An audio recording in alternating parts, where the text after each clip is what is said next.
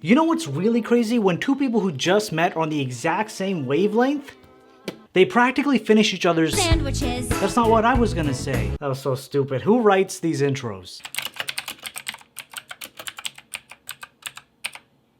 But in this card trick, a spectator shuffles up the deck, removes a pack of playing cards, memorizes just one of those cards, shuffles it all up, and returns everything back to the deck. And after a strong mental connection with the spectator, the merely thought of card is found. Completely impromptu and absolutely mental.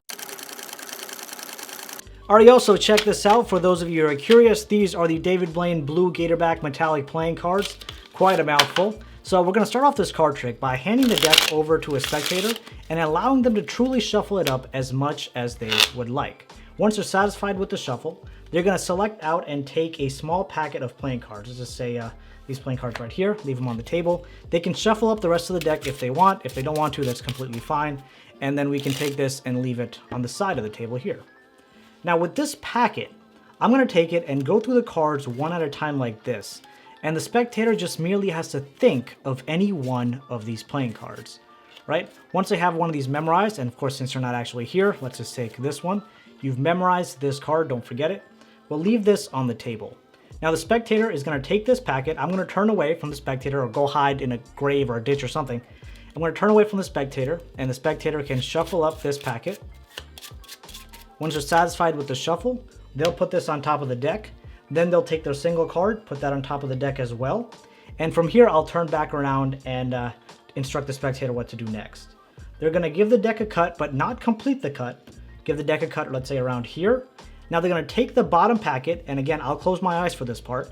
They're going to shuffle up the bottom packet as much as they want.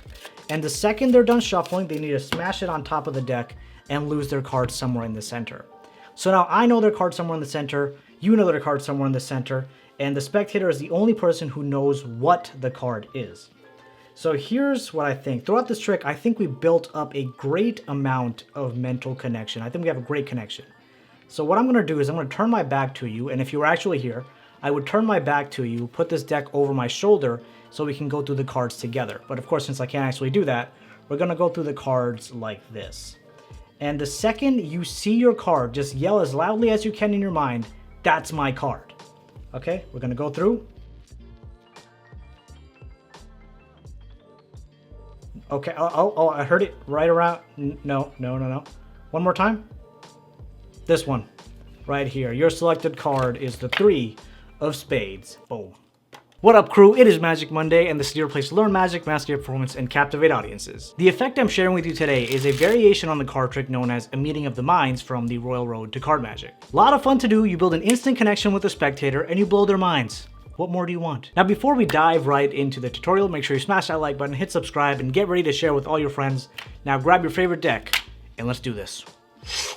Okay, let me tell you something. Let me tell you something, okay? This card trick is way better than it comes across on performance that I can do right now just because I don't have another person here. But there's so much of it that happens in the spectator's hands.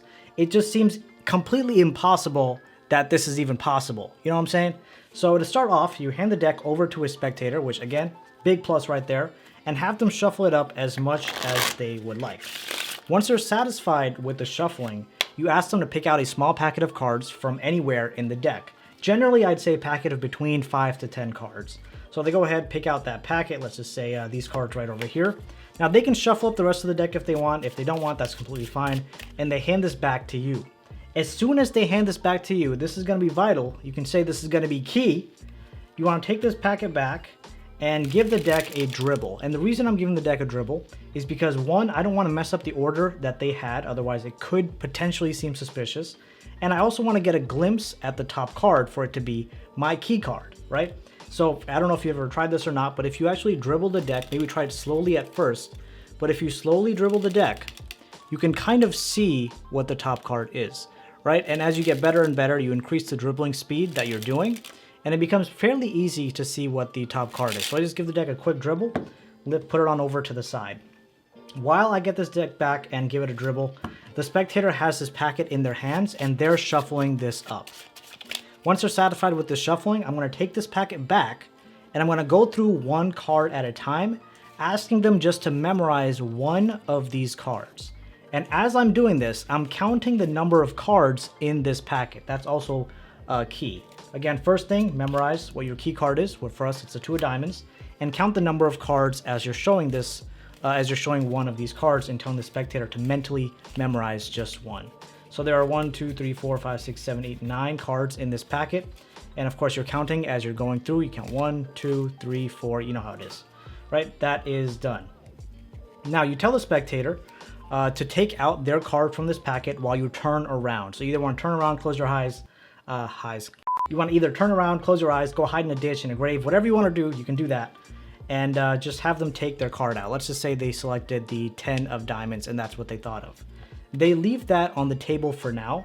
They're going to take the rest of this packet, tell them to shuffle it up, and put it on top of the deck. Okay? And then take the card that they selected, put that on top of the deck as well. Then from here, you can turn back around, ask them to give this packet a cut, but just to cut the top portion of the deck. So they cut the top portion, and you say, just so there's no funny business, can you shuffle the bottom half? And they take this bottom half, right? They take it, they shuffle it up. So I would say, I don't know if alleviates the right word, but it kind of removes any suspicion that you're using a key card, because most people don't have a gap between the key card and the spectator selection. But we know by fact that from when we look at the 2 of diamonds, 9 cards away, 1, 2, 3, 4, 5, 6, 7, 8, 9 is a spectator selected card.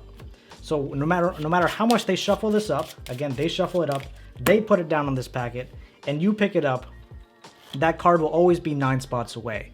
Now the rest of this is purely performance, okay? 100,000% performance based. All you want to do at this point is grab this packet and tell the spectator. A lot of people don't even think that this is possible. They think that I've looped you in on this. They're thinking that I'm reading your facial expressions. So to remove all doubt from your mind, I'm going to turn around and I'm going to put this deck over my shoulder. So I face away from the spectator, and I take this packet and put it over my shoulder, and I start going through the cards one at a time, right? And then once I see my key card, the 2 of diamonds, I just count again, 1, 2, 3, 4, 5, 6, 7, 8, 9. I know it's the 10 of diamonds. And the way that I'm coming across like this is I usually tell them I'm trying to see the card through your eyes, or as soon as you see the card, just say, that's my card in your mind. And that's exactly what they do, at least as far as I know, that's exactly what they do. And then I like to kind of play around in this area. I'm like, okay, wait, you say here, this one. Then I slowly pull out their selected card and they go berserk. Nice and easy, but also very powerful because a lot of the control is right in the spectator's hands. If you want to check out another really amazing card trick to have fun with the spectator, like you gotta click on this video right here. Insane. A big thank you to my patrons for helping me produce all my videos, and that's why you got your name in the credits. And thank you, love you, see you soon.